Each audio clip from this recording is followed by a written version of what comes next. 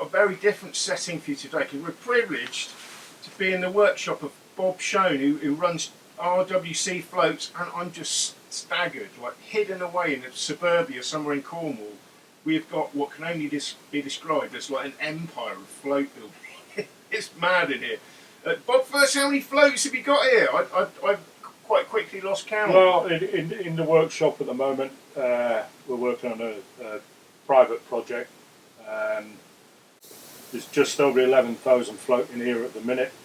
But throughout the house, much to the wife's disgust. There's I get enough flack for for collecting tackle. I'm gonna show this to my wife later. We're around about quarter of a million float. How many do you make a year? Dare I ask? About 700,000. 700,000. Yeah, because we run a website, and we also privileged to have a contract with a major angling firm. So, how did this all start? Did you start like most of us, making floats in your own garage and trying different things out? Yeah, absolutely. And my first lathe is there. Oh yeah, that's my first lathe. That is the original. That's the original first lathe. We started off on a Black & Decker drill. Yeah, yeah. Myself and my brother. Hence, you know, the firm being titled Pablo RWC.co.uk. Mm-hmm. So Bob, one of the really interesting things for me is how much the materials have changed, because when I was a kid it was all about kind of balsa floats, wire bodies. Just explain a bit about the materials, because they're quite actually space age, aren't they, some of these? They're not cheap either. What have we got in this box here? Yeah, it's about £3.5 in there. £3.5 just in that box? Yeah. You won't get this unless I show you, but it's really, really tough material. I literally cannot squeeze that and crush it, so... Presumably that's why these floats are going to be good and tough for things like carp. Yeah, the stuff that you're trying to squash is IGF 110. Did I hear right? You said it's used in F1 as well. This material. It's used in the sports world an awful lot, particularly with high impact events like F1. But it repels water. We used to use balsa. Do you still use balsa at all? Only if I have a little old bloke turn up and say, I used to use this float years and years ago, can you do me a favour? I'd like to reminisce, could you make me a few? And you indulge him sometimes? Yeah, absolutely. And the limits that I gave it, and the programme that I've chosen was to do that particular body. That'd be a 0.2 finger. Look at that.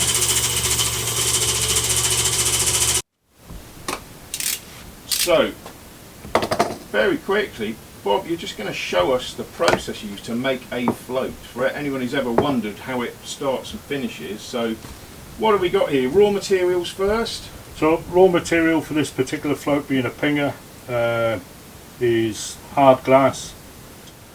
So, what we've got to do first of all is have a quick, rough look at proportionality. That is roughly what I would consider that float to be in terms of balance. So I'm just going to nip that off quite simply. Nip it off, look at it again, but if I look at that float, I think that looks like a balanced float. I did balance it a little while ago, and it just goes to show that you can be wrong. Okay, so the actual balanced stem is this one, and that stem there makes it a bottom only float. It's all about proportionality and the weight of the materials. Yeah. So we've now got two floats side by side. Another thing that interests me quickly, Bob, so rather than gluing this tip material directly onto the top, it actually goes right through the stem. Can you show that? The stem runs through the float. Yep. And that's why is that? Is it stronger like that? It is much stronger. Not only that, it'd be more sensitive, but there'd be a sacrifice to it. If you don't go hollow, i.e. short piece of stem, tip over the top, that in itself, some anglers believe is more sensitive than this one if it was solid. My argument would be that will happen if you go through the Yeah, brush. that's actually happened to some floats in my collection, I have to say. Yeah. Alright, I've used a bit of carbon, but it is exactly the same float. What I've done is I've put the stem all the way to the top of the tip. Can't break it now. It ain't going to break. Much stronger. That isn't going to break. So there's two materials here. Yeah, you've got high grade carbon, quite solid, and you've got glass, hard glass, at 1 mil. The advantage of one over the other. Carbon perhaps give you a number 9 or a number 10 shot extra, and the fall's going to be slower, so is the set. With the glass it's going to set much quicker, but not as fast as steel, and that's the reason we use 3 different types of stem. It depends on set and fall. Yeah, so if they want it set really sharpish and be really stable metal in terms of surface flow and tow, they're going for metal. If they go down the glass route, obviously the advantage of that one is right in the middle of slow fall, steel, quick fall. That one's you're in between, if you like. I see what you mean. So that'll be why all your carp shallow floats have got the glass stem. 100%. 100%. So we've now added an eye. Is there anything you can say about that, Bob? They're tougher than they used to be, aren't they? So what I've done is I've introduced a thing called a Dura eye, which is inserted. If I can just show you. It's just quite tiny detail here, but yeah. So the eye itself is slotted over the top of the carbon. I see what you mean. So it's not just glued into the body; it's round the actual. Yeah. And again, and because you push the stem right the way through, it's kind of all one thing, it's all one now. So the only way that can come off now is if I snap the carbon. Yeah. Yeah. And then it's trapped into place. Oops, By the eye itself. So now we've carved up, the float's ready to paint. Yeah. Yeah, it is. So I'm just going to introduce the dipping rod. What I'll do then is I'll just put it on a dipping board. Yeah. So these will be done in big batches. Yeah. Oh, You're going to do one for us now, Bob. Just going to do one. So I'll take this across now. So we're using liquid plastic. Liquid plastic. Liquid plastic. And Bob, I don't know what's wrong with me, but it smells beautiful. There's definitely something wrong with you. But it is absolutely true. You can get nose blind in here. So if I did 10,000 float in a day, I'll see more than 10,000 float. It smells a bit like, God knows what they put in them, but a little bit like pear drops. Do you ever hear that? Yeah, generally. Don't eat this, kids, though, if you ever get hold of some of this, please. It doesn't taste like pear drops, that's for certainty. So the paint viscosity has been set. It's been set by me. So I'm just going to lower it in. In it goes. And then the speed at which it comes out is dictated by the voltage that I allow the machine to use. So I'm just going to bring it out fairly slowly. You'll see it emerge. All of our floats have a minimum of 4 coats of paint, 2 coats of varnish. And obviously we're doing one here, Bob, but how many are normally on that tray? Couple of dozen? 42 on that 42? one. Yeah, but some of them old, couple hundred. Look at that. So that's just the initial coat you'll get for. That's the initial coat. It'll dry quite rough, which is a good thing. So it's trying to fill the tiny little holes in the foam before we do anything else with it. So after the floats have been painted, this is the next stage. Look at them all. So Bob, what's going on here? Those floats have just been eyed. I did all that yesterday. All I did the was wire eyes are on. Introduced a separate bore to the top of the float, which runs in alongside the original bore for the stem, and then we introduced the Dura eye as we showed you earlier. Dura eye goes in. Next stage for that for me would be to take that float, introduce the glue, lock it shut. Yeah. So it cannot come out or break. So now we're on the next stage. So Bob, everything dry with that? Everything's good to go with that. So is it ready? It will be if I mark it. Okay. As soon as I mark it, it identifies that float as to what it is. Yeah, and you got a pen in your hand. I'd have thought it was done by a machine, but you... If you have a quick look around here, look, we do pad print, but not for this particular float. Oh, you can't beat a bit of old school on it. You're just going to let's see this in action. So that's going to get hand marked.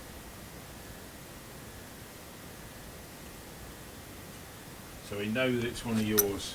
RWC point A. Job done. So it's now been marked. And what happens next?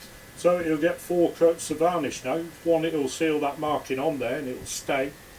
And 2, it will just give that float a finish that I don't think anyone else can achieve. And I'm not going to discuss the varnishes that we use. Okay, fair enough, fair enough. It costs an You're not going to try this at home anyway, but yeah. But if I show you, for example, the type of finish that I would be looking for.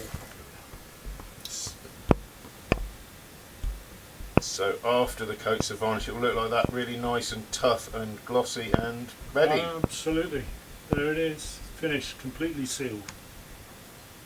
Okay, so that is how a float is made, and for all those people who walk into a tackle shop and think, oh, £2 for that, that's all there is to it, I can tell you there's a hell of a lot to it. So thanks, Bob. What do you, I mean, yeah. All I can say is we try and give accuracy, reliability and durability. That's what I think we produce.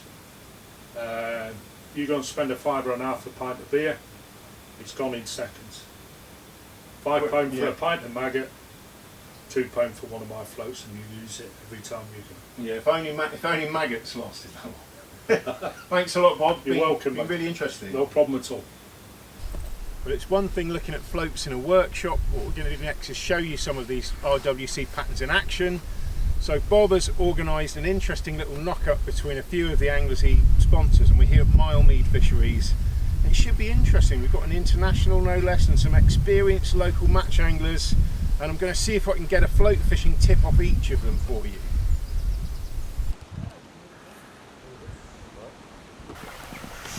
Actually, the first angler we got here is Mark Branson, my regular friend slash rival in my own league group. So Mark, I'm quite glad I'm not fishing against you today. What's your, give us a tip then. I'll give you a tip. For me, making sure you have a back shot above your float is very, very important. That enables you to, certainly when fishing down the edge, enables you to put your pole in, then your back shot drops in behind it, and then the float is out further out into the water. And the back shot will help to hold the float tighter into the edge and keep it nice and steady for when those big angry carp come along. Yeah, touch wood. And good one for today as well, because it's quite breezy, isn't it? It is. I'm quite pleased with the wind. It's blowing into me. Coming your way. So I'm hoping that this right-hand edge will be quite productive. Well, and also a left-hand edge as well towards the outlet area. So we'll give it a go. Good luck. Speak to you later. So next up we've got Norm Martin, keen silverfish angler, all-round match angler. Norm, you've got a tip for us about pace fishing. Yes, when I'm pace fishing, I always put a float rubber right on the top of the tip to stop you from getting so many tangles. It just helps so much. Yeah, that's a good one. Next up we've got Dave Barnes here, another keen match angler and a big fan of Bob's floats. Give us a quick tip, Dave. Dotting the float down as far as you can to see the shy bites, because even though this fishery's stocked well, they're very shy biting fish. Yeah, and especially now we're into the colder months, aren't we? Yeah. In October, so yeah, good one. It always pays to be precise and not slapdash about Yeah. what you're doing. That's a great tip.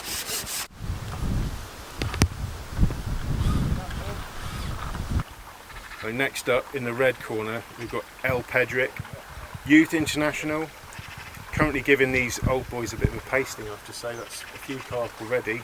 So Elle, what's your tip for us?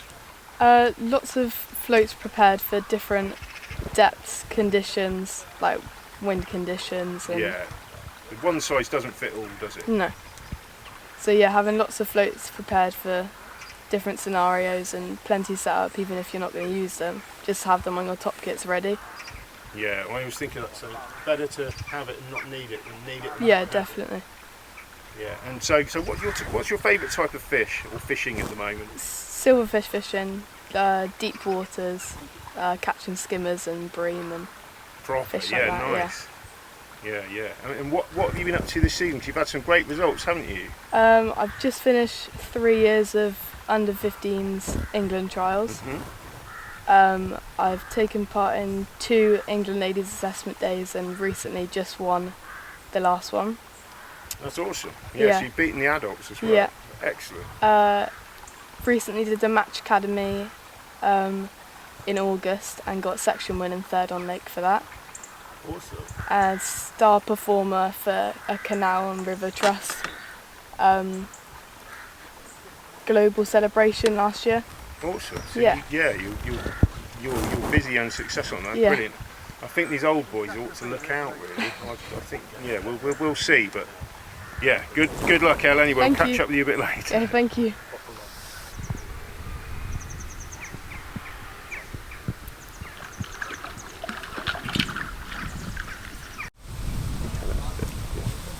Last but not least, we've got Tony Steele here. Really been a right-hand man with the float company, haven't you? Developed patterns. You obviously love your float fishing. Yeah, we do very much so. Like I said, we sit down, we work out things, and you know we've got a lot on our plate at the moment. We're working through it gradually. Yeah, and give us a quick tip. You've got a really good one for us, haven't you? Yeah, I like to chop the float quite well down and use a bit of bristle grease just to keep it sitting above the meniscus of the water. Not something I see in enough anglers' tackle boxes, but just explain a little bit more. It just helps. Yeah, it just helps to sit the float up just above the meniscus of the water. Yeah. So you can get really delicate bites.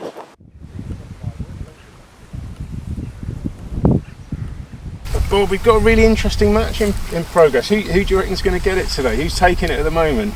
I think Elle came out of the traps fast, but it looks like There's 2 corners working well at the minute. Uh-huh. Mark Branson down the far end on the inlet. got the wind, and then hasn't you've he? got Elle fishing towards the boards in the narrows.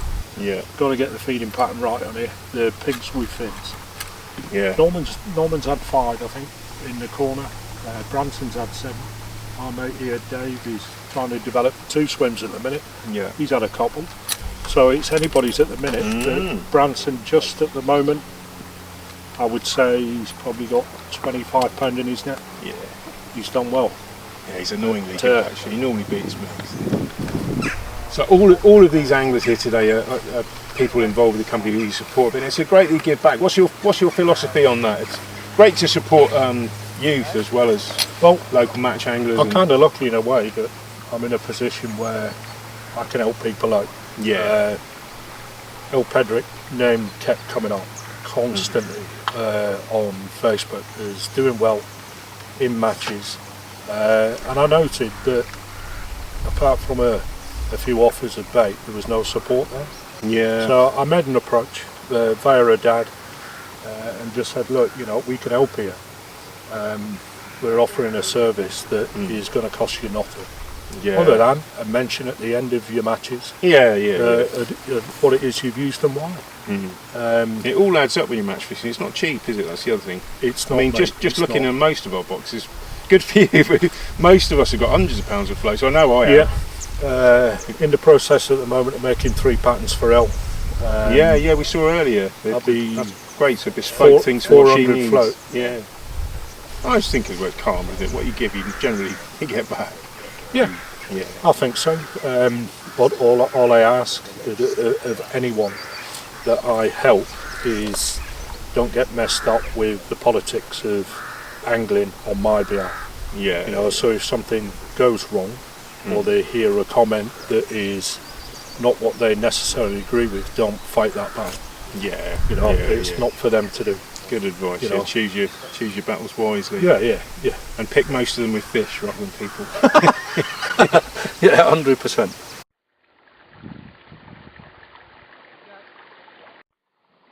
There you go. Norm, what have you got here? It's a funny looking carp. Go on then, show us. Yeah. Lovely. Oh.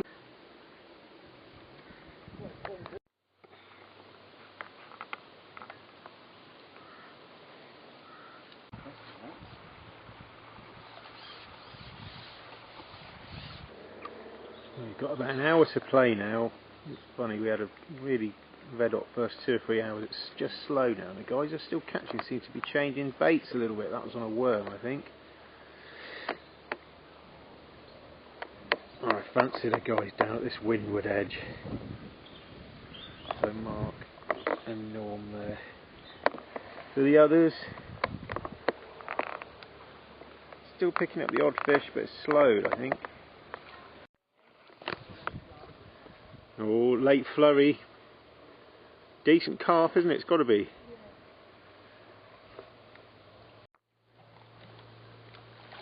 Nice one.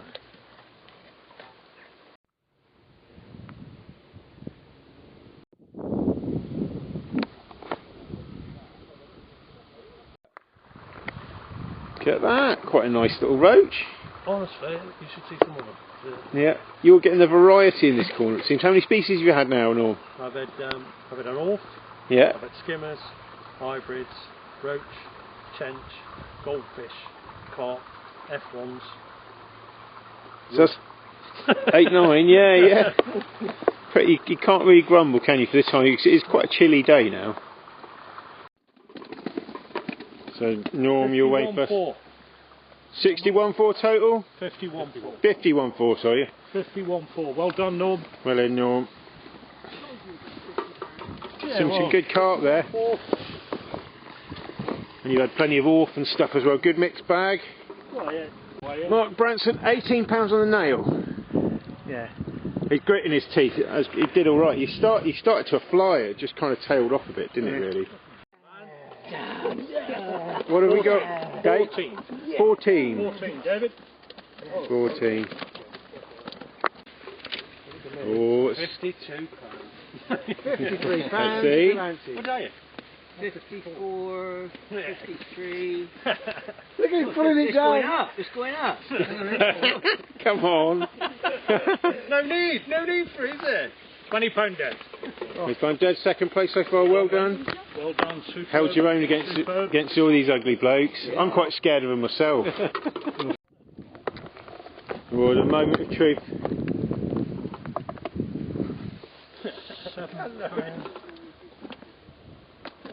Oh no! Ooh. 46. 46. He's done yet. Right? Fill him in. Like you said he was going to. Puts Tony in second. Hey? So we've got our final standings. Final standings is that everyone did well. Yeah, difficult Everyone day. caught well, just Norm did weller. If that's a word, yeah. And that's the end of that. And Norm takes the spoils, Tony second, and a very creditable third place. Woo-hoo. Friendly, yeah. Well done, you. Brilliant. Superb. Nice to see.